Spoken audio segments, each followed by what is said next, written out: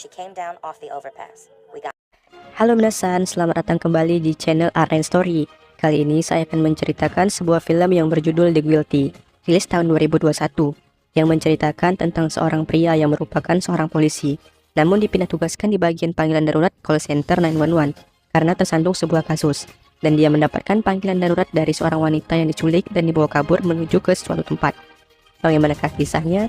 Tanpa berlama-lama, langsung saja ke alur ceritanya. Let's go!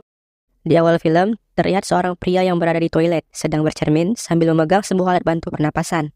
Ternyata alasannya memegang sebuah alat bantu pernapasan karena dia mengalami penyakit asma yang lumayan parah. Namun dia menyembunyikan penyakitnya itu dari teman sekantornya. Dia adalah Joe Beller, seorang polisi dari kepolisian Departemen Los Angeles. Dia dipindah tugaskan menjadi operator penerima telepon darurat call center 911 karena tersandung sebuah kasus pembunuhan yang dilakukan, dan sambil menunggu sidang atas dirinya. Joe juga merupakan orang yang temperamental dan juga memiliki perasaan yang rapuh. Karena itu dia bercerai dengan istrinya, dan dia harus siap melayani masyarakat dengan sabar atas panggilan telepon darurat call center 911. Setelah dari toilet, dia kembali ke mejanya untuk melanjutkan pekerjaannya. Dia menerima banyak telepon darurat dari orang-orang yang membutuhkan bantuan. Penelpon pertamanya adalah seorang pria yang meminta pertolongan untuk mengirimkan ambulans ke rumahnya. Operator 625, what is the address of your emergency? Joe tidak mengetahui apa yang terjadi pada dirinya, dan dia meminta alamat rumah pria yang menelponnya yang bernama Drew. Joe juga ingin mengetahui apa yang terjadi padanya, dan bertanya kepada orang itu. Ternyata dia memakai narkoba jenis sabu, dan sekarang kondisinya sangat mengkhawatirkan. Tapi saat Joe akan mengirim ambulans serta polisi ke rumahnya, pria itu langsung mematikan teleponnya. Shoot it up or snort it. Send both an ambulance and the police. Setelah itu, dia mendapatkan panggilan di nomor pribadinya, telepon dari seseorang wartawan yang bernama Catherine, yang ingin menulis tentang kasus pembunuhan yang dilakukan oleh Joe. Untungnya, atasan Joe melarang untuk menerima telepon saat bertugas, dan dia selamat dari wawancara wartawan yang menelponnya itu. Setelah baru saja mematikan telepon dari Catherine, Joe mendapatkan panggilan darurat kembali dari seseorang yang mengaku berteman dengan gubernur, yang baru saja dirampok bernama Matthew. Dia dirampok oleh seorang gadis yang disewa untuk menemaninya. Penelpon itu bergaya seolah-olah dia orang yang kaya raya, dengan mobil pinjaman BMW Series 7. Joe menanyakan alamat dari lokasinya dan meminta plat nomor dari mobil itu. Namun dia tidak mengetahui karena itu adalah mobil pinjaman. License plate number. I don't know it. It's a rental. Make and model of the car, sir. It's a blue 7 Series BMW. Joe pun menyuruhnya untuk mencari STNK agar bisa memberikan plat nomor mobilnya. Setelah mencari STNK di dashboard mobil, dia memberikan plat nomornya kepada Joe. Saat Joe menanyakan tentang ciri-ciri mobilnya, pria itu malah mengatakan ciri-ciri wanita yang merampoknya dengan bodi yang sangat menggairahkan. Tall, dark skin, pink hair. She was voluptuous.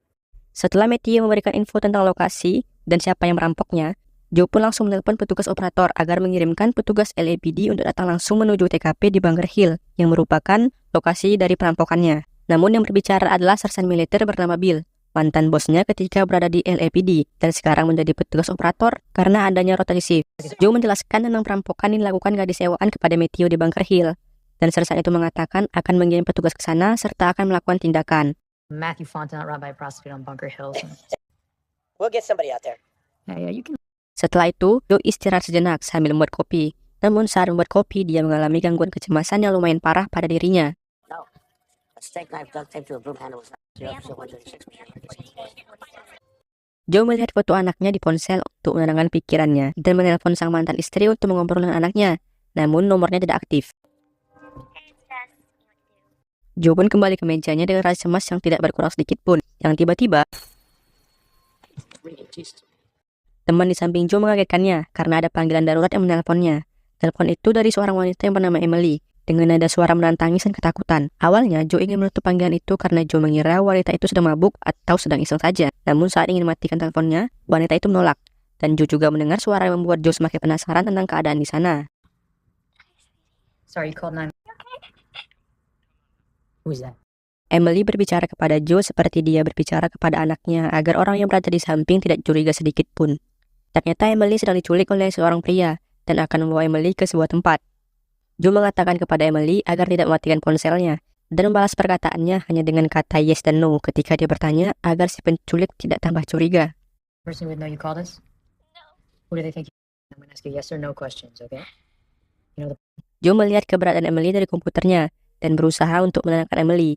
Dan Joe berhasil mengetahui posisi Emily yang sekarang berada di jalan tol I-10 timur pusat kota California dan masih terus bergerak dengan kecepatan tinggi. Saat Joe masih menanyakan detail dari lokasi Emily, pria yang menculik Emily meminta ponselnya, tapi Emily masih bisa mempertahankannya dan masih bisa menghubungi Joe. Right, I show that you're outside city limits. Are you on the freeway? Joe pun menelpon petugas polisi jalan tol mengatakan bahwa ada seorang wanita yang diculik dan berada di jalan tol I-10 pusat kota agar bisa mengirim petugas yang bisa mengejar mobil penculik itu. This is Officer Joe Baylor, LAPD Communications. I have a woman who's been... Di pusat kota juga sedang terjadi kebakaran yang parah sehingga banyak petugas yang dikirim ke sana. Namun ada petugas jalan tol yang tersedia. Namun mereka membutuhkan plat nomor untuk mengetahui kendaraan mana yang menculiknya. Send them east. You have a plate number? Setelah menelpon petugas jalan tol, Joe kembali menelpon Emily untuk menenangkannya karena petugas polisi telah dikirim. Namun saat keadaannya lagi genting, mantan istri Joe menelponnya. Dia pun memaki karena dia bingung harus pilih yang mana. Di satu sisi ada korban penculikan, dan di sisi lain dia sangat rindu dengan anaknya dan ingin mengobrol. Akhirnya dia memilih tetap untuk tidak mengangkat telepon dari sang mantan istrinya. Joe masih terhubung dengan Emily, namun lagi dan lagi penculik itu meminta ponsel Emily, dan dia masih bisa mempertahankannya agar posisi mereka masih bisa terlihat dan masih bisa dipantau oleh Joe. Joe juga bertanya tentang ciri-ciri mobilnya agar polisi jalan tol bisa menemukan mereka. Namun saat Joe menanyakan tentang ciri-ciri mobilnya, Emily mematikan ponselnya yang membuat keberadaannya sekarang tidak diketahui lagi oleh Joe. Emily, I need the color of the car, okay? When I say the right one, say... Oh, no, just yes or no answers. Waiting. My name is... Joe kembali menelpon polisi jalan tol karena dia sudah mengetahui ciri mobilnya, yaitu mobil van berwarna putih. Dan mereka baru saja melewati perbatasan kota dan Joe juga minta bantuan udara. Tapi karena adanya kebakaran yang cukup besar di pusat kota, itu tidak bisa dilakukan karena asap yang cukup tebal dan jarak pandang pun terbatas. Air support available? Negative. Air support is grounded due to fire. Seorang polisi jalan tol yang berada di jalan tol I-10 menelpon Joe dan Joe mengatakan untuk mencari mobil van berwarna putih yang di dalamnya terdapat seorang wanita yang diculik. Dan kebetulan tepat di depan mereka ada mobil van berwarna putih, namun tidak kelihatan jelas karena asap yang tebal menutupi jarak pandang. Joe menyuruh mereka untuk menghentikan mobil itu, dan mereka pun melakukan pengejaran. Pull up next. Tell me what to fucking do. Mobil itu pun menepi, dan polisi jalan tol memeriksanya apakah itu mobil penculik yang menculik Emily. Namun mereka salah mobil, karena mobil itu tidak membawa seorang wanita untuk diculik. Joe pun merasa kesal dan frustasi.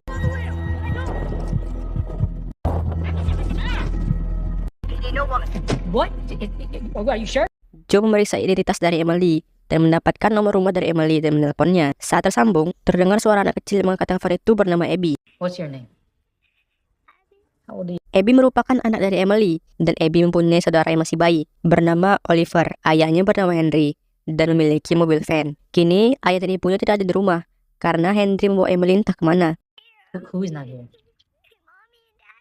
Ternyata yang menculik Emily adalah mantan suaminya sendiri, dan tak apa motif dari penculikan itu. Abby yang mencoba untuk menelpon ayahnya terdengar oleh Joe, dan Joe memanfaatkan itu untuk meminta nomor Henry. Just press. Dengan nomor yang dikasih oleh Abby, Joe mendapatkan info tentang Henry, yang ternyata Henry juga pernah dipenjara selama 12 bulan karena kasus penyerangan, dan juga mendapatkan plat nomor dari mobil van Henry. Henry. Abby berbicara sambil menangis ketakutan, dan dia menginginkan ibunya kembali. Joe yang mendengar hal itu juga merasa sedih, karena dia juga merindukan anaknya dan merasa sendiri. Dia mencoba menenangkan Abby agar tidak sedih. Setelah tenang, Abby mengatakan bahwa bisa membuat Oliver takut, tapi tidak tahu apa maksudnya, dan membuat Joe berpikir.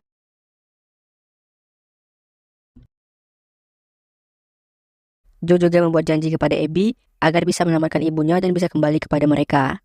Joe bertambah stres dan bingung dengan kasus ini, bahkan teman sebelah Joe yang hanya sekedar bertanya pun terkena semprotan Joe. Joe kembali menelpon polisi jalan tol, memberitahu plat nomornya dan Emily dibawa mana suaminya Henry, dan tersangka juga membawa pisau. Joe juga meminta petugas untuk dikirim menuju rumah Emily untuk menjaga Abby dan adiknya Oliver. Namun operator itu menolak, gara-gara hal itu terjadi perdebatan antara Joe dan petugas operator.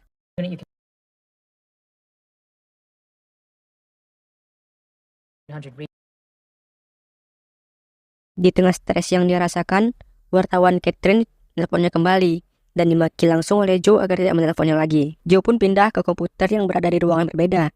Padahal 15 menit lagi waktu kerja mereka telah usai. Namun dia masih harus menyelesaikan kasus ini.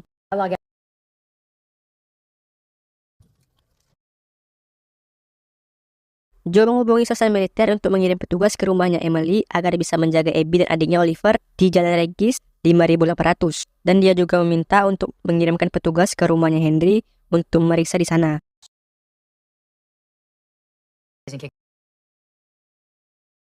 Namun sesar militer itu menolak dan hanya mengirimkan petugas ke rumahnya Emily. Joe pun sedikit kecewa dan marah, namun Joe terlalu memaksakan keinginannya dan perasaannya. Gara-gara hal tersebut, Joe dan sesar militer itu pun berdebat.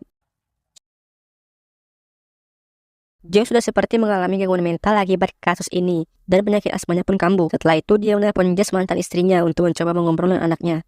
Tapi mereka malah berdebat tentang hubungan mereka yang sudah lama pisah. Dan Joe juga meminta Jess untuk datang ke persidangan kasusnya esok hari. Tapi Jess tidak mau terlalu lama mengobrol dengan Joe, sehingga dia mematikan ponselnya, yang membuat Joe semakin gelisah dan stres.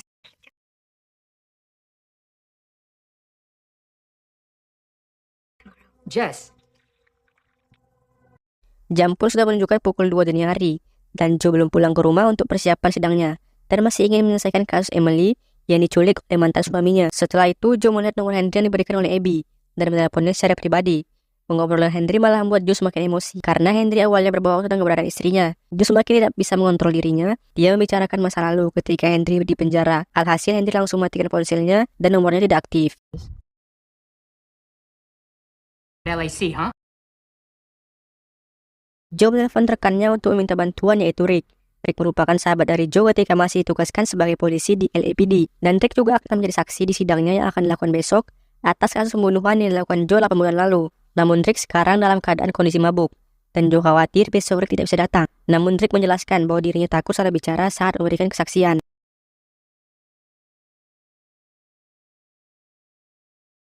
Joe pun kini mengesampingkan sidangnya. Dia minta tolong kepada Rick untuk pergi menuju hotel yang merupakan alamat dari rumah Henry untuk melihat keadaan yang di sana. Saat dia sedang menelpon Rick, seorang wanita datang yang merupakan bos dari Joe.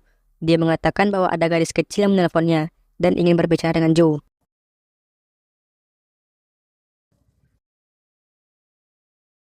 Ternyata telepon itu dari Abby. Abby mengatakan ada orang yang mengetuk pintunya.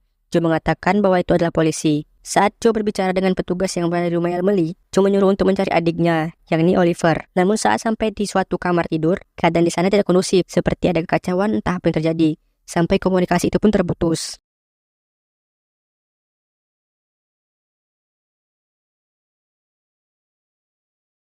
Setelah itu, Joe berhasil menghubungi Henry kembali, dan Joe menuduh bahwa yang telah membunuh Oliver adalah Henry. Walaupun belum tahu siapa pelaku yang sebenarnya, Henry hanya bisa diam dan dia takut kembali ke penjara. Dan di situ, emosi Joe tidak bisa ditahan, dan dia mengatakan hal yang membuat Henry tambah takut, sampai mematikan ponselnya kembali. Saw what you did.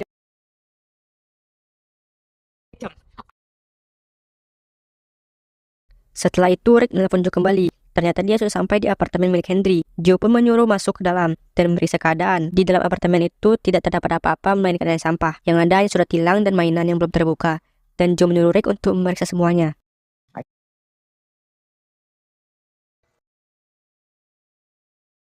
Joe berhasil menelpon Emily, namun itu tidak lama karena ponselnya mati. Dan tidak bisa dihubungi kembali.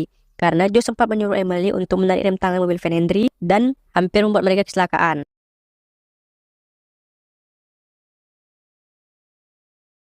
Kali ini Emily yang menelpon Joe, karena sekarang Emily berada di bagasi belakang karena dia dikurung, karena sebelumnya dia menarik rem tangan yang hampir membuat mereka kecelakaan. Emily mengatakan bahwa dia hanya ingin pulang. Emily tidak bisa melihat apa-apa karena Henry meletakkannya di belakang. Di bagasi itu ada batu bata, dan Joe menyuruhnya untuk mengambil. Dan bila ada kesempatan, dia ingin Emily untuk memukul kepala Henry sekeras-kerasnya. Di tempat itu Emily merasa ketakutan, dan Joe mencoba untuk menenangkan Emily dengan menanyakan hal-hal kecil yang bisa membuat Emily tenang. Mereka pun saling bercerita. What do you?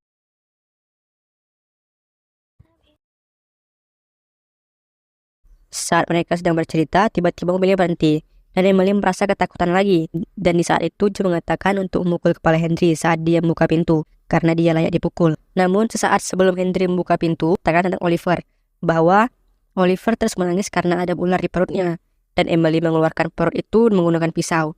Dan kini Oliver tidak menangis lagi. Ternyata yang bunuh Oliver adalah Emily sendiri. Dan saat Henry membuka pintu, Emily memukul kepala Henry dengan batu bata akibat suruhan dari Joe.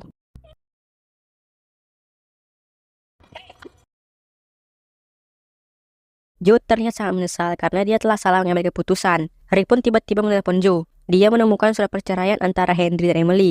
yang dimana Henry kalah dalam hak asuh anak. Henry juga menemukan surat dari rumah sakit kejiwaan yang dimana Emily salah satu pasien di sana, dan Henry akan membawanya kembali ke sana. Setelah itu, Joe mendapat telepon dari Henry, yang ternyata mereka telah sampai di rumah sakit kejiwaan itu. Dan Emily kabur usai memukul kepala Henry. Henry menceritakan semuanya bahwa Emily mengalami gangguan kejiwaan, dan dia tidak mengetahui apa yang diperbuat kepada Oliver. Dia menganggap bahwa dia membantu Oliver, padahal dialah yang bunuh Oliver. Dengan suara penyesalan dan sambil menangis, Henry menceritakan semuanya kepada Joe.